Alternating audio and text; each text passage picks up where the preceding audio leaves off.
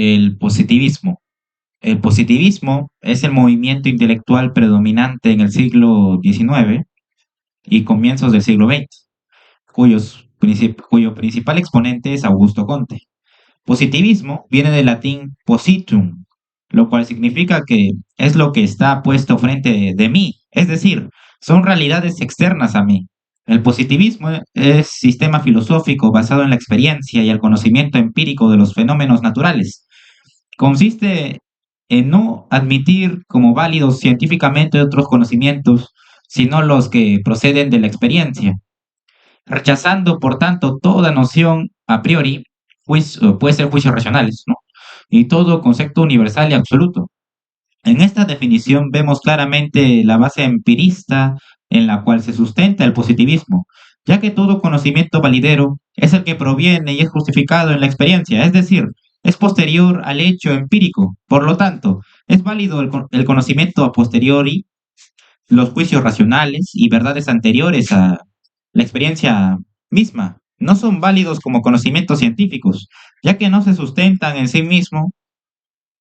El conocimiento debe ser capaz de probarse por sí mismo, por medio de la prueba empírica. Con ello podemos ver que el positivismo no se interesa en el conocimiento metafísico, ya que en este las verdades están prescritas y son anteriores a la experiencia, vienen dadas con anterioridad a los hechos. También no encuentra valideros los juicios racionales o conocimientos a priori por carecer o por ser anteriores a la experiencia. Además, para el positivismo, el hecho empírico es la única realidad científica y la experiencia y la inducción, los métodos exclusivos de la ciencia. Los hechos son el objeto de la ciencia. Comte los denomina como hechos positivos, los cuales son independientes de mi experiencia. Para Durkheim, el objeto de la ciencia son los hechos sociales, los cuales deben ser vistos como cosas, las cuales son independientes de mi experiencia. Un ejemplo de hecho social puede ser la educación, ya que la educación está por sobre todos nosotros, por lo tanto, es independiente de mi experiencia, es anterior a ella y por lo tanto está fuera de mí. El positivismo dice que solo es válido aquello que se pueda probar. Comte propone en un comienzo que la sociedad pueda, puede ser estudiada mediante el método de las ciencias naturales. Él plantea el origen de una nueva ciencia, la cual la denominó como física social. Él se basó en el modelo de la física, la cual es la ciencia más desarrollada. Pensaba que la sociedad podía ser estudiada, como se estudian las cosas de la naturaleza, pero más adelante los positivistas se dieron cuenta que para estudiar la sociedad debían acomodar o reestructurar el método científico para poder aplicarlo al estudio de las sociedades. Como dijimos anteriormente, el positivismo opera a través de la inducción, lo cual se refiere a que se basa en hechos particulares. Se estudian para ver lo que hay de común en ellos. Lo común es lo que se repite, es lo que hay de igual en todos esos hechos, ya que las diferencias se pierden en el hecho mismo. Por lo tanto, de lo común es de lo que se vale la ciencia para poder hacer leyes. Se vale del universal que hay en cada caso particular. Por eso se dice que es un proceso que va de lo particular a lo general. Se opera por medio de generalizaciones empíricas, pero a la vez podemos decir que esas leyes científicas que se obtienen a través de los casos particulares operan deductivamente, es decir, se salta de lo general a lo particular. Las leyes y teorías científicas engloban a la totalidad de esos casos particulares, de los cuales se valió anteriormente para hacer la inducción. Es decir, planteamos que se da una especie de causalidad circular en todo este proceso, ya que primeramente se centra en los hechos, los cuales son independientes a mí y de los cuales se hace la inducción, para luego llegar a generalidades y de eso hacer teorías y leyes científicas, las cuales son universales y barren a la totalidad de casos particulares y por lo tanto son de tipo deductivo, van de lo general a lo particular. Volviendo a Comte, él plantea desarrollar una sociedad científico-industrial en la cual se mejoraría la convivencia entre los hombres, pero para este cambio social plantea no un cambio a través de la violencia armada, sino un cambio a través de la ciencia. Comte pretende reorganizar la sociedad. Reorganizar es establecer un nuevo orden y progreso, lo cual es la tarea del positivismo. El orden se fundamenta en el progreso. Solo tiene sentido el orden si busca el progreso, pero solo hay progreso si hay un orden. Por tanto, ambos son necesarios. El progreso lo ve como irse perfeccionando más como raza. La reorganización social pasa por la ciencia. Por ello propone, primero, construir nuevas ideas. Segundo, cambiar las costumbres. Tercero, cambiar las instituciones. A esta reorganización social Conte la llama positivismo. Conte dice que todas las actividades humanas y las sociedades pasan por tres estadios. Ley de los tres estadios. Estado teológico. Es ficticio, provisional y preparatorio. En él, la mente busca las causas y los principios de las cosas. Lo más profundo, lejano e inasequible. Hay en él tres fases distintas. Fetichismo, en que se personifican las cosas y se les atribuye un poder mágico o divino. Politeísmo, en que la animación es retirada de las cosas materiales para trasladarla a una serie de divinidades, cada una de las cuales presenta un grupo de poderes, las aguas, los ríos, los bosques y otras cosas más. Monoteísmo, la fase superior en que todos esos poderes divinos quedan reunidos y concentrados en uno llamado Dios. Este estado es primitivo, de las primeras civilizaciones. La existencia en este estado se resuelve a través de lo religioso, se resuelve a través de los dioses, los cuales se manifestaban a través de la naturaleza. Se debía leer la naturaleza, la cual era visualizada como el lenguaje y la manifestación de los dioses. Por ejemplo, la lluvia simbolizaba algo que los dioses querían decir. Estado metafísico, también denominado estado abstracto, es esencialmente crítico y de transición. Es una etapa intermedia entre el estadio teológico y el positivo. En él se siguen buscando los conocimientos absolutos. La metafísica intenta explicar la naturaleza de los seres, su esencia, sus causas, pero para ello no recurren a agentes sobrenaturales, sino a entidades abstractas que le confieren su nombre de ontología. En este momento toma gran importancia la inteligencia, ya que ésta empieza a ordenar lo que captan los sentidos. Se conoce a través de las causalidades. Si conozco las causas de las cosas, puedo conocer sus efectos. Claro, estado positivo. Es real, es definitivo. En él, la imaginación queda subordinada a la observación. La mente humana se atiene a las cosas. El positivismo busca solo hechos y sus leyes, no causas ni principios de las esencias o sustancias. Todo esto es inaccesible. El positivismo se atiene a lo positivo, a lo que está puesto o dado. Es la filosofía del dato. Renuncia a lo que es vano a intentar conocer y busca solo las leyes de los fenómenos. En este estado se ve claramente el carácter empirista, ya que se basa en los hechos o evidencias empíricas. El científico debe basarse solo en lo que pueda ser probado a través de la experiencia. En conclusión, cada uno de los estadios condiciona el desenvolvimiento existencial que cada grupo humano a lo largo de la historia resuelve. Existe una directa relación en el modo como se sabe y se vive la realidad porque dependiendo del saber va a depender el vivir. Ambas partes, el saber y el existir o vivir, son dos condicionados que se relacionan necesariamente porque vivir es pensar y solo pensando se vive. Es la única certeza que se tiene. El hombre está llamado a existir de un solo modo, el cual es existir pensando. Por lo tanto, los estadios se refieren a cómo los hombres a través de la historia resuelven su existencia. Ahora, pasaremos a explicar brevemente la teoría de la integración. Teoría de la integración. Empezaremos por decir que esta teoría tiene sus bases en el funcionalismo.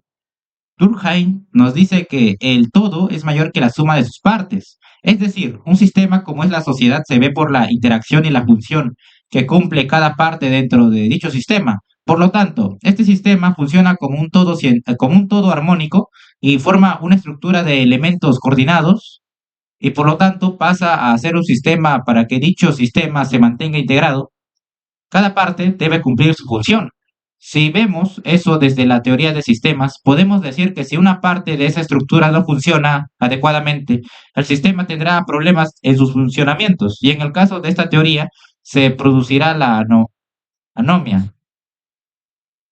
Según Durkheim, lo que mantiene integrada la sociedad es la conciencia colectiva.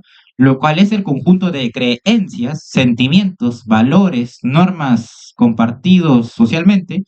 Por lo tanto, esta conciencia colectiva la visualizamos como algo inmaterial que nace desde la interacción social de las personas, pero que a su vez es algo que está fuera de la persona y que la moldea y la determina y hace que exista cohesión social. Es decir, nosotros creamos esa conciencia colectiva, pero a su vez esta conciencia nos moldea a nosotros. Durkheim dice que esta conciencia colectiva es más fuerte en las sociedades tradicionales o con solidaridad mecánica, las cuales son homogéneas. Existe muy poca división del trabajo, de especialización, por lo tanto, la forma de ver el mundo, de representárselo, es decir, el imago mundi es similar y por ende es más fácil de que se mantengan integradas.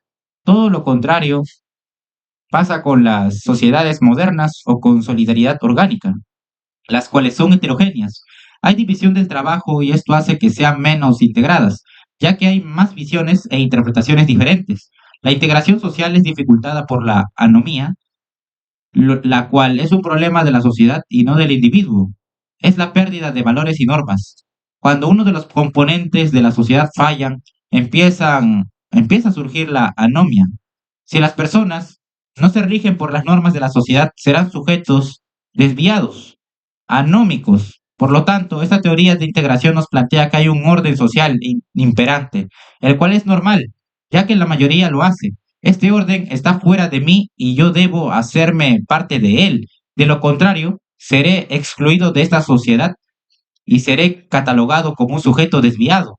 Ya que no estoy cumpliendo con las normas, se plantea que estos sujetos desviados deben integrarse a la sociedad, ya que paradójicamente se dice que nuestras sociedades aceptan las diferencias, son tolerantes y por lo tanto homogéneas. Pero al parecer estos discursos solo son utópicos y se fundamentan solo en ideales, los cuales no se ven manifestados en la realidad, ya que no se es tolerante con las diferencias y se tiende a excluir a estas personas. Neutralidad valórica en el positivismo. Como decíamos al comienzo de este trabajo, el positivismo se orienta hacia los hechos que tienen existencia independiente a mí. Por lo tanto, se da una relación de sujeto, un yo observante y objeto, lo observado. El positivismo usa el método científico y por lo tanto es un proceder que en teoría es riguroso, ya que no proyecto mis juicios y mi subjetividad al proceso de conocer. Por lo tanto, me paro frente a la realidad como un ser neutro, lo veré objetivamente. Tomando a Maturana, yo no puedo conocer una realidad en forma objetiva, ya que el acto de conocer está subordinado por mi entendimiento, el cual es subjetivo y por lo tanto yo como investigador me veré envuelto en el proceso de conocer.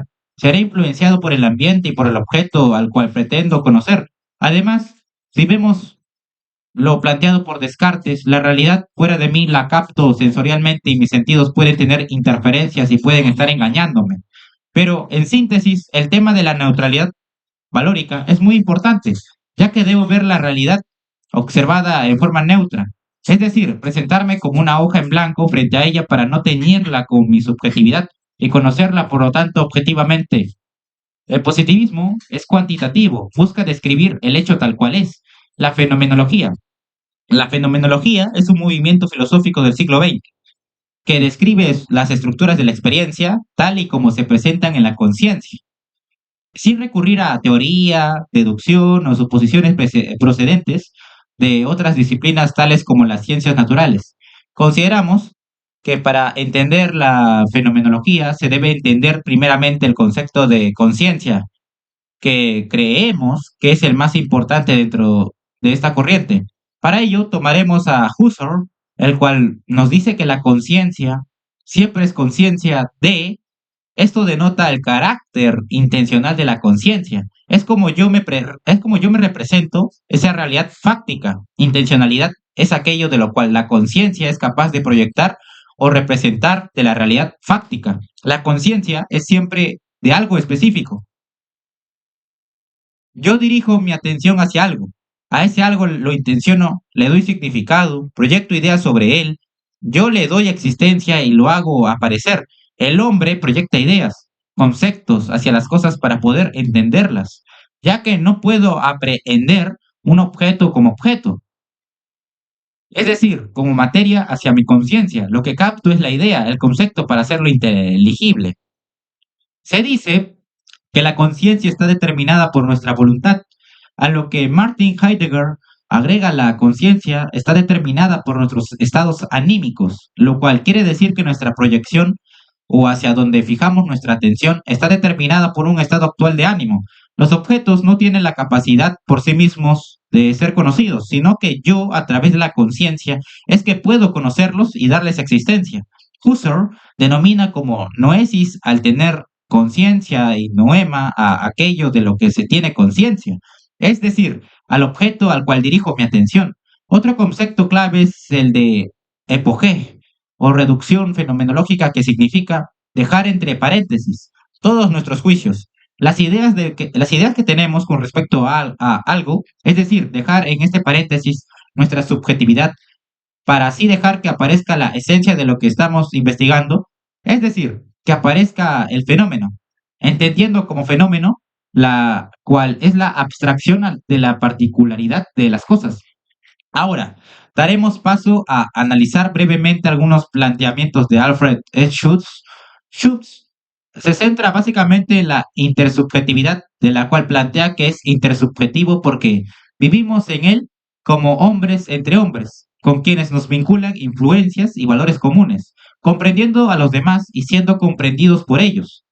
Aquí podríamos hacer una relación con lo planteado en el positivismo sobre la integración, ya que vivimos en una realidad social, la cual es anterior a mi experiencia, está por sobre nosotros, en la cual compartimos una serie de creencias, valores, normas y otras cosas más, que nos hacen vivir en sociedad y las cuales hacen que el sistema se mantenga en orden. Tipificaciones y recetas para describir ambos conceptos. Describiremos la importancia de la experiencia en la creación de tipificaciones y recetas. La experiencia es la suma o el acopio de datos sensibles registrados en la memoria. Por lo tanto, se requiere un contacto anterior con una realidad. Luego de tener este registro, mi conciencia significa, le da sentido, significado a esa experiencia. Las tipificaciones tienden a tener relación a las personas, se logran gracias al lenguaje, que es el vehículo objetivador por excelencia. Me permite objetivar la realidad. Se centran en características generales, ignoran los rasgos individuales. Nos permiten dar sentido a la realidad social. Hago tipologías para nombrar a los objetos. Las recetas tienden a tener relación con las situaciones. Nos ayudan a poder enfrentar de forma eficiente las situaciones del diario vivir. El mundo de la vida cotidiana. Schutz hace referencia al mundo donde la intersubjetividad, las tipificaciones y recetas tienen lugar. Las personas dan por hecho que este mundo existe y no dudan de su realidad, a su realidad.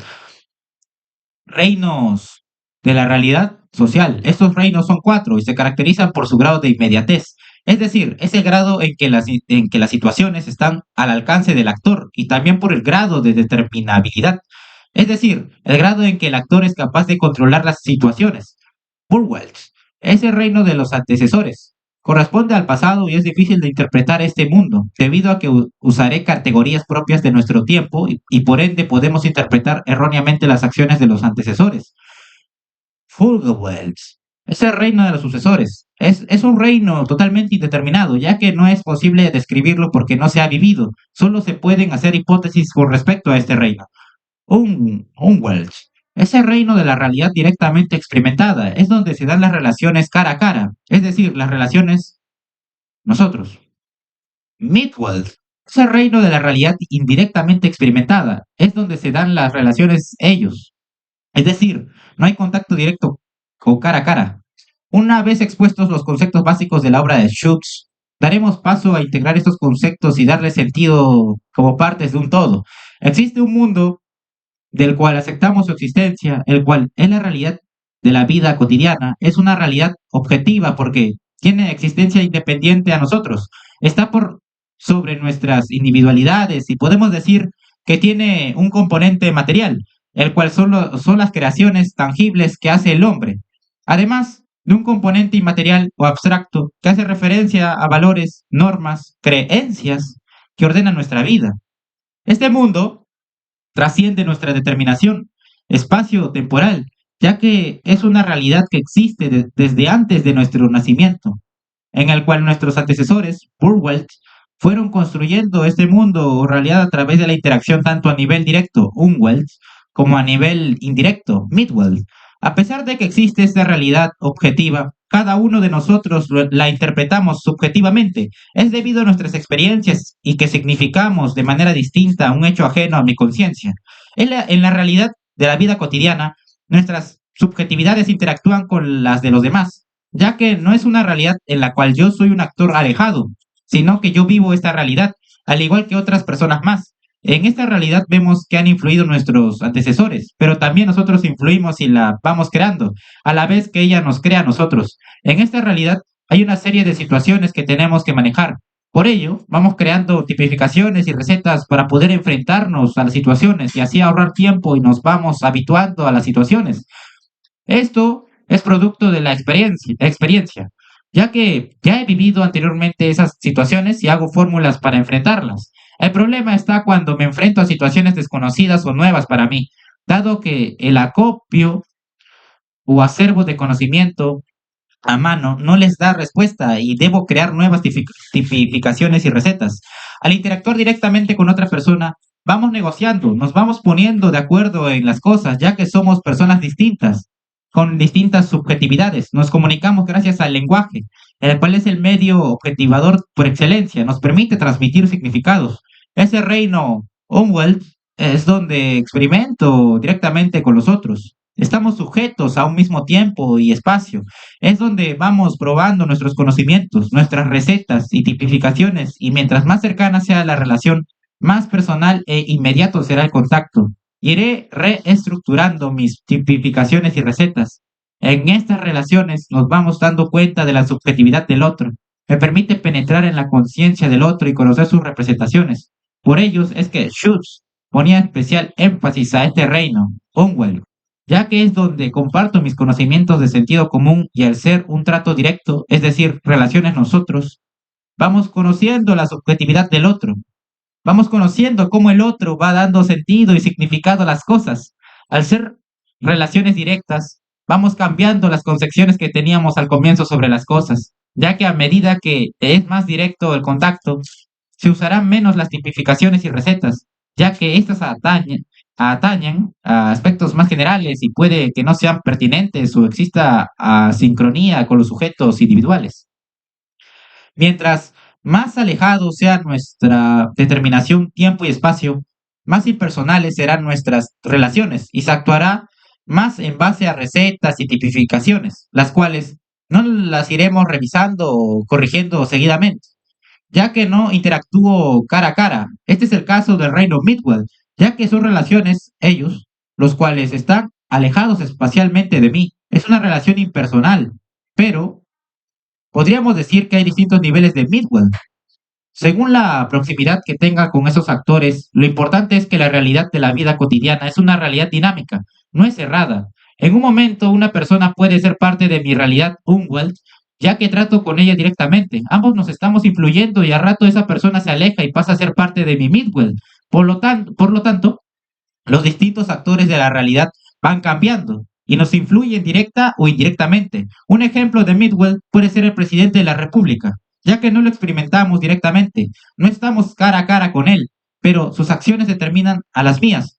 Por eso decimos que es una realidad activa, que está en constante cambio y está formada por diversos actores, determinados por su proximidad, y que las acciones de ellos determinarán las nuestras y viceversa. Esto es visto desde una perspectiva funcional sistémica, ya que vemos a la realidad de la vida cotidiana como un sistema o un todo, en el cual existen muchos elementos, los cuales se relacionan mutuamente y forman una estructura.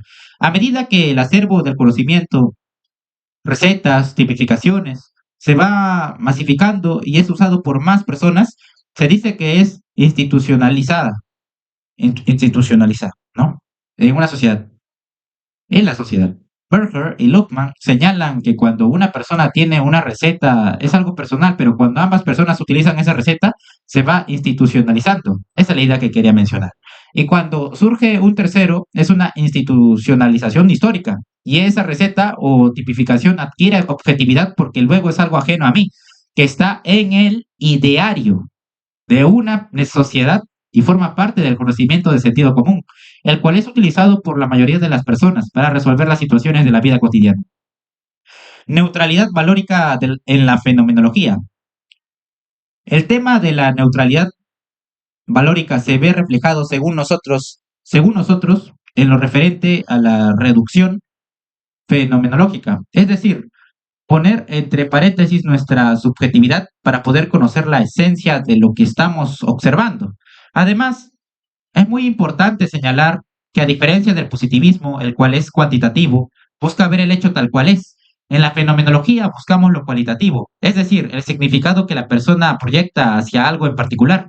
Por ello es que Husserl dice que no debemos centrarnos en el aspecto objetivo, sino en lo subjetivo, es decir, el cómo una determinada persona intenciona, cómo se representa una realidad objetiva, ya que cada uno representa, ¿no?, de forma diferente una realidad.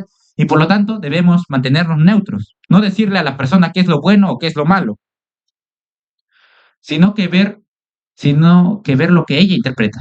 Paralelo entre positivismos y fenomenología. En base a un ejemplo mostraremos, ¿no?, a qué se orienta cada ciencia en particular. Tomaremos como ejemplo un accidente de tránsito. El accidente es una realidad objetiva, ya que tiene existencia por sí misma, es independiente a mí. Para el positivismo, lo importante en el accidente sería estudiar el accidente. Por ejemplo, la velocidad en que iba el vehículo se basa en lo que sea comprobable empíricamente, en lo que sea medible, ya que el positivismo es cuantitativo. No se interesa en la interpretación que haga el sujeto sobre el accidente, sino que se centra en describirlo objetivamente. Para la fenomenología, no es importante el carácter objetivo del accidente. No se busca medir las variables que lo produjeron, sino que busca lo que interpretan las personas respecto al ocurrimiento de determinado hecho.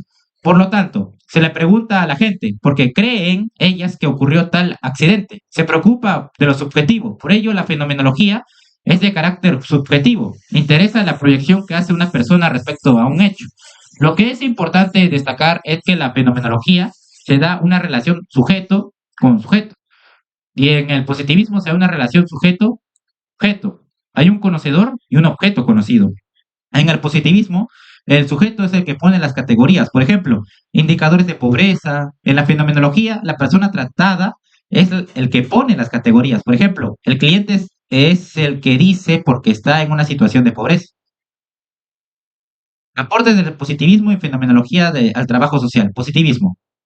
Tiene una notable influencia en el trabajo social, ya que el positivismo se manifiesta en el método sociológico, el cual está presente en las prácticas profesionales. Se traduce en el método de encuesta, el cual se refleja en el instrumento que es el cuestionario, el cual es cuantitativo. Ese cuestionario, las categorías las define en asistente social. Por ejemplo, una pregunta sobre educación. Yo soy el que defino cuáles son los indicadores de esa variable, no los define el cliente, ya que es un método cuantitativo. La investigación social que se hace para llegar al diagnóstico se hace mediante el método sociológico. Se usa el método científico para desarrollar esta investigación. Por lo tanto, es rigurosa. También se ve reflejado en la estadística, la cual es netamente cuantitativa y por lo tanto es positivista. Me permite, a través de muestras representativas, proyectar esos resultados obtenidos al conjunto de ese colectivo. Además, para determinar la situación de un cliente, nos fijamos básicamente en variables cuantificables. Por ejemplo, en su nivel de educación, ingresos. Es decir, nos fijamos en el objetivo. La posición del asistente social es desde fuera. En esta corriente veo al cliente como un objeto, no me preocupo de lo que él piensa respecto a su problema. Además, nosotros pensamos que el positivismo está presente en nuestras sociedades, ya que, por ejemplo, una persona es reducida a un número. Es el caso del carnet de identidad. Nosotros cuando atendemos a un cliente llenamos una ficha con sus datos y por ellos es un proceso netamente cuantitativo.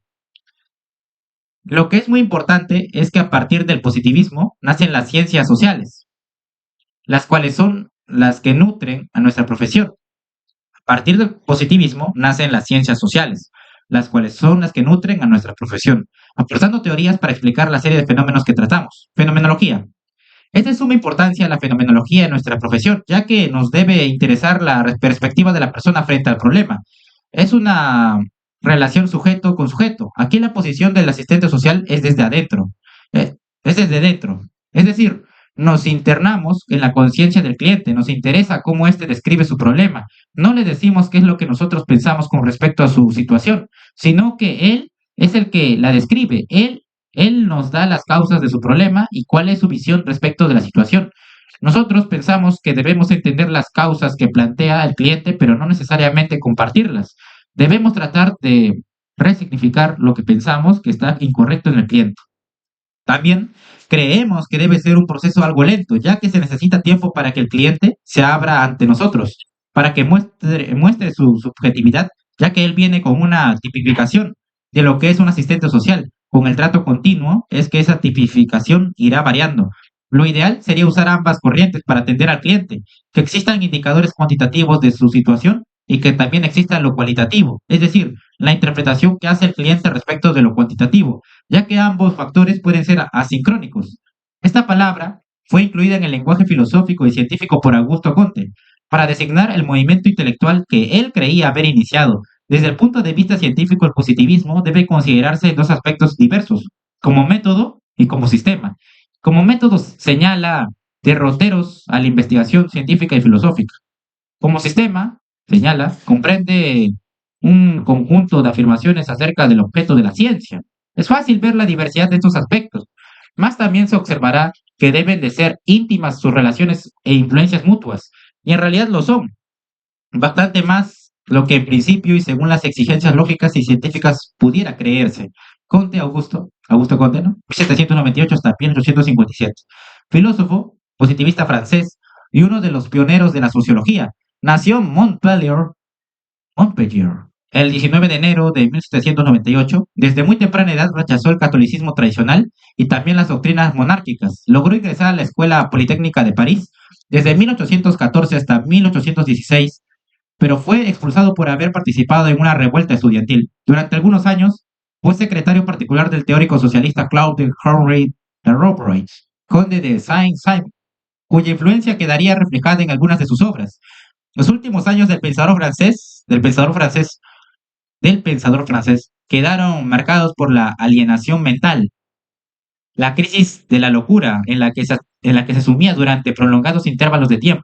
Murió en París el 5 de septiembre de 1857 para dar una respuesta a la revolución científica, política e industrial de su tiempo. Comte ofrecía una reorganización intelectual, moral y política del orden social.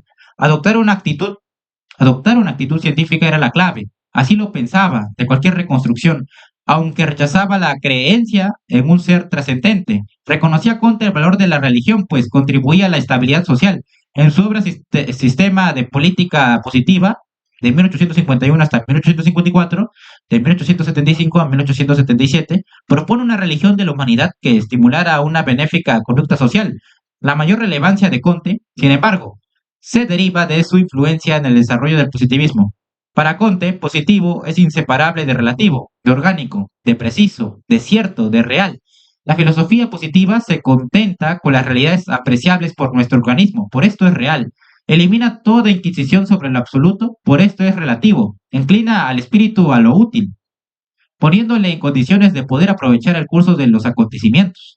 Quita todo lo indeterminado y vago, haciéndose precisa como la ciencia matemática, cuyo método adopta es orgánica porque da unidad a la fenomenología y permite elevarla al sistema. Exige el asentimiento porque nada avanza que no sea perfectamente demostrable y está enteramente acorde con los hechos cuyas leyes invariables descubre. Y así abre un camino seguro al progreso científico. Por esto, como Comte se complace en repetirlo, el positivismo no es otra cosa que el sentido común generalizado y sistematizado. Principios fundamentales sintetizados de la siguiente manera. A. El rechazo de la metafísica y de toda proposición no vinculada con hechos constatados. B. El rechazo de los juicios de valor en cuanto no se apoyan en certezas y en leyes científicas. C. El empirismo, único medio de llevar a cabo observaciones sistemáticas y ciertas para deducir conclusiones válidas. D. El fenomenalismo, que solo acepta la experiencia obtenida por la observación de los fenómenos. Como se ve, el positivismo es sobre todo una actitud frente al problema del conocimiento y la expresión más clara del espíritu cientificista del siglo XIX. La realidad empírica se convierte en lo verdadero y en el único objeto del conocimiento, lo cual supone una renuncia a cualquier planteo o propuesta valorativa. Se trata de explicar, con la aplicación del método científico, la totalidad de los fenómenos, sean de orden natural o espiritual. Aquello que no pueda someterse a las premisas y condiciones de esta concepción de la ciencia carece absolutamente de valor. Todo lo que se encuentre más allá de lo regido por la relación causa-efecto pertenece a la fantasía. Sistema de filosofía basado en la experiencia y en el conocimiento empírico de los fenómenos naturales. En virtud de lo anterior, el positivismo considera a la metafísica y a la teología como sistemas de conocimientos imperfectos e inadecuados. En concreto, Comte fue el creador de la visión positivista que ponía en la ciencia el paradigma de la racionalidad. Junto a la postura neopositivista crecen las figuras de otros grandes pensadores. Entre esos nuevos filósofos se encuentran Karl Popper, cuya filosofía es también un intento de explicar el método científico y la racionalidad propia de la ciencia. Se convierte, tras algunos de los miembros del círculo, en uno de los principales artífices de la consolidación de esta disciplina. La filosofía de la ciencia se construye alrededor del círculo de Viena y Karl Popper. Se convierte en el centro y el resto de pensadores reflejan sus posturas en las suyas y pretenden resolver, a su modo, los mismos problemas que trataban estos. Pues bien, en este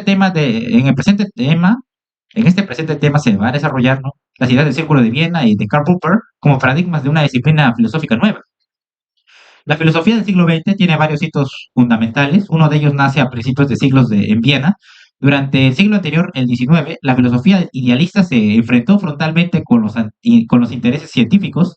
En ese punto, la filosofía parece desligarse de la ciencia y de las preocupaciones de esta. Poco a poco, en ambas disciplinas se van haciendo autónomas y no dependen tanto una de la otra. Los idealistas, que no parecen ir en contra de las pretensiones y los avances que desde el siglo XVII iba produciendo en las diferentes disciplinas científicas, dirigen la filosofía por caminos distintos a los científicos. ¿Quién es Karl Popper? Principal artífice de la filosofía de la ciencia, nace en Viena en 1902 y muere en Inglaterra en 1994. Su vida y su obra abarcan casi todo el siglo XX, espectador de sección de las dos guerras mundiales, del triunfo del comunismo y del avance científico-tecnológico. Desde muy joven se sintió atraído por los problemas sociales y científicos de su tiempo. Puede decirse que su pensamiento crece alrededor y de la mano de problemas sociales y científicos concretos, y en ellos se inspira su filosofía. Amélie Durkheim, Final, Francia, 15 de abril de 1858, 15 de noviembre de 1917. Uno de los fundadores de la sociología moderna, fundador de la primera revista dedicada a las ciencias sociales, el Année sociologique, con el cual también se identifica al grupo de estudiosos que desarrolló su programa de investigación sociológica. En primer lugar, debemos entender a la sociología como tal, en la cual no es más que una ciencia empírica con objeto y métodos propios. La sociología estudia los hechos sociales, que es igual a todo modo de obrar, sentir y pensar, toda manifestación individual que a su vez ejerce una coacción exterior. Los hechos sociales tienen un carácter objetivado, exterior, obligatorio y colectivo, producto de las construcciones humanas y que a su vez se les imponen. Regla Se deben tratar los hechos sociales como cosas que se imponen a la observación exterior, como algo desconocido y separado de los sujetos sociales. Hay que definirlos por rasgos comunes y generales. Hay que distinguir entre los hechos sociales normales y los patológicos. Durkheim. El hombre nace como egoísta y por él, dualismo en la naturaleza humana, aprendizaje social con muchos sacrificios, se va haciendo social. La educación permite crear en las generaciones jóvenes las condiciones esenciales para su propia existencia, valores, creencias y moral. ¿Qué es un hecho social? Son formas de obrar, pensar y sentir, exteriores al individuo, dotados de un poder de coacción y que solo se presentan donde hay unas reglas jurídicas, morales, dogmas religiosos, sistemas, organización definida, ¿no? Financieros también. Otros hechos que se presentan, corriente social, también incidencias sobre la persona y son igualmente objetivos, pero no necesitan de esta organización definida. Asambleas, movimiento de entusiasmo o piedad, así como los casos contrarios que pueden hacer al individuo inofensivos, sean violentos o comentan atrocidades. Toda educación consiste en imponer al niño los modos de ver, sentir y obrar que él no hubiera adquirido de otra forma, o sea, de hacerlo social. Los fenómenos sociológicos se caracterizan por las creencias, tendencias y prácticas de un grupo, tomadas colectivamente. En conclusión, hecho social es toda manera de hacer, fija o no, susceptible de ejercer sobre el individuo una coacción exterior o también que es general dentro de la extensión de una sociedad dada a la vez que tiene una existencia propia, independiente de sus manifestaciones individuales. Hechos sociales normales y patológicos. Primero, un hecho social es normal para un tipo social determinado, considerado en una fase determinada de su desarrollo. Cuando se produce en la medida de la sociedad de esta especie, consideradas en la fase correspondiente de su evolución. Dos, hay que corroborar que la generalidad del fenómeno se relaciona con las condiciones generales de la vida colectiva en el tipo social considerado. Tres, la comprobación es necesaria cuando el hecho se refiere a una especie social que no ha realizado su evolución integral. Explicación de los hechos sociales. La historia y características de cada grupo social varían de uno al otro, así como cada individuo también tiene su propia historia, aunque las bases de organización donde se ha creado son las mismas que las de otros. Por ello, para explicar un fenómeno social, se debe investigar separadamente la causa que lo produce y la función que viene a llenar.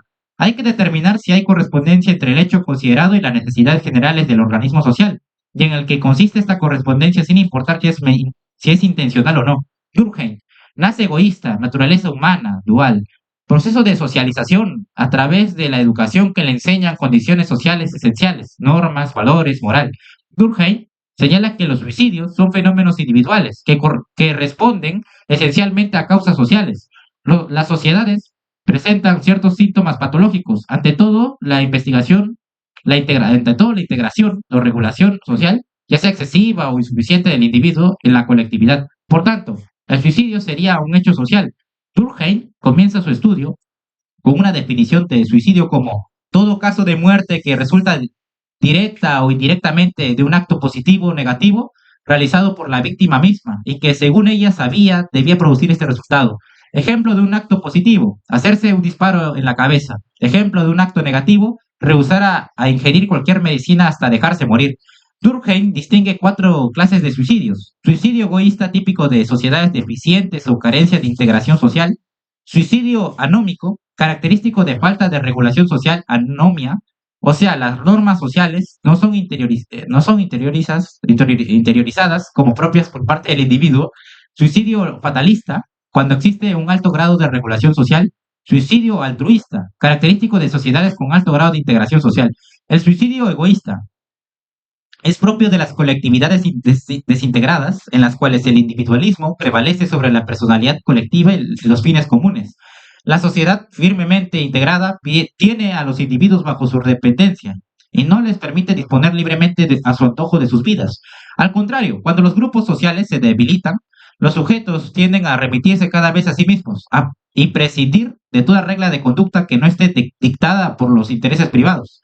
El suicidio altruista es típico de los individuos ligados fuertemente a la sociedad. Admite tres subclases: suicidio altruista obligatorio, suicidio altruista facultativo, suicidio altruista agudo, suicidio altruista obligatorio, perpetrado en cumplimiento de un deber socialmente impuesto. Por ejemplo, en las sociedades antiguas, todo viejo tenía el deber de arrojarse desde una peña, para así no ser una carga a la sociedad. Suicidio altruista facultativo, cometido en situaciones en que no está expresamente obligado a morir. Por ejemplo, la viuda que se suicida luego de morir su marido, llamado también suicidio pasional. Suicidio altruista agudo. El sujeto se elimina por placer de sacrificio. Existe un alto motivo de causa religiosa. El suicidio anómico depende exclusivamente del poder regulador de la sociedad. Este tipo de suicidio surge en épocas de crisis, es decir, en periodos en que el orden colectivo sufre perturbaciones. La persecución de un fin inaccesible condena a un perpetuo estado de descontento, pues es difícil no sentir.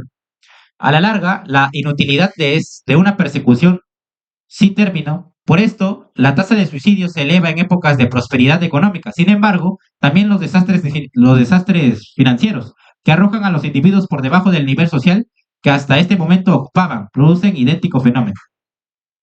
Karl Marx, 1818 a 1883, ¿no? Filósofo alemán, creador junto con Friedrich Engels del socialismo científico, comunismo moderno, y uno de los pensadores más influyentes de la historia contemporánea.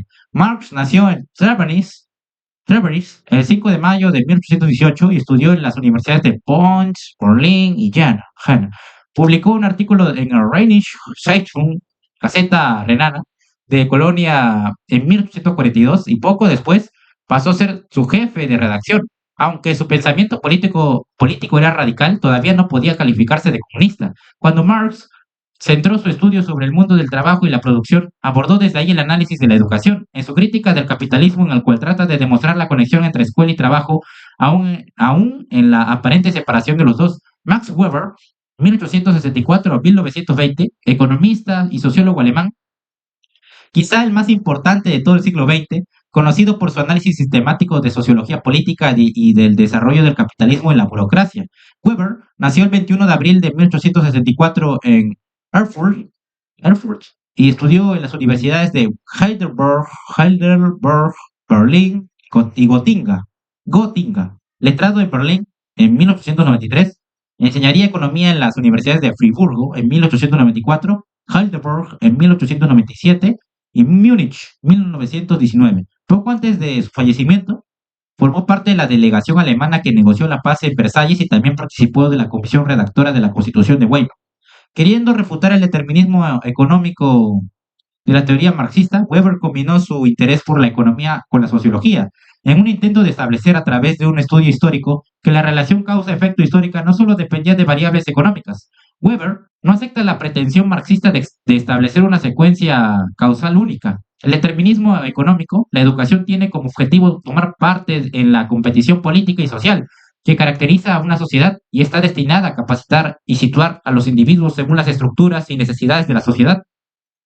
La educación tradicional trata de mantener y fomentar los estilos de vida de diferentes grupos de la sociedad, por lo cual la educación es el burócrata y el profesional. Marx y Engels pretendían hacer un socialismo científico, basado en la crítica sistemática del orden establecido y el descubrimiento de las leyes objetivas que conducirían a su superación. Partiendo de la doctrina clásica, según la cual solo el trabajo humano produce valor, Marx denunció la explotación patente en la extracción de la plusvalía, es decir, la parte del trabajo no pagada al obrero y apropiada por el capitalista, de donde surge la acumulación del capital. Criticó hasta el extremo la esencia injusta, ilegítima y violenta del sistema económico capitalista, en el que veía la base de la dominación de clase que ejercía la burguesía. En la década de los 70 o primeros de los 80, una serie de brillantes estudiosos de autores como Braverman, Reisenet, Coriat y otros impusieron en la izquierda la idea de la descualificación del trabajo, en el cual decía que el capital se sirve de la organización y de la tecnología para sustituir el trabajo cualificado. En la escuela se realiza un proceso de mecanización en los alumnos, ya que el sistema escolar contribuye a que ocupen una u otra desigual estructura económica y social en el mecanismo de distribución o de asignación. En este sentido, la escuela ayuda a la perpetuación de desigualdades sociales. La letra marxista trata una y otra vez reducir todas las desigualdades a desigualdades de clase y estas a la divisoria entre propietarios y no propietarios de los medios de producción. Por todo esto, hay una desigualdad en cuanto a género, etnias y intercomunitarias, ya que la primera es más visible, se han desenvuelto en torno a la polémica entre una enseñanza segregada, diferenciada, y una enseñanza común. Integrada en las desigualdades de género, se ha manifestado la no escolarización en las mujeres, luego la escolarización segregada y más tarde en la escolarización mixta bajo una fórmula hecha por hombres. En las desigualdades étnicas, un ejemplo a poner sería los gitanos en su escolarización segregada, escuela puente, y estar forzado en la cultura dominante. Y en cuanto a las desigualdades intercomunitarias, se han diferenciado entre distintas regiones, entre diferentes distritos y barrios de la ciudad, o entre la ciudad y el campo.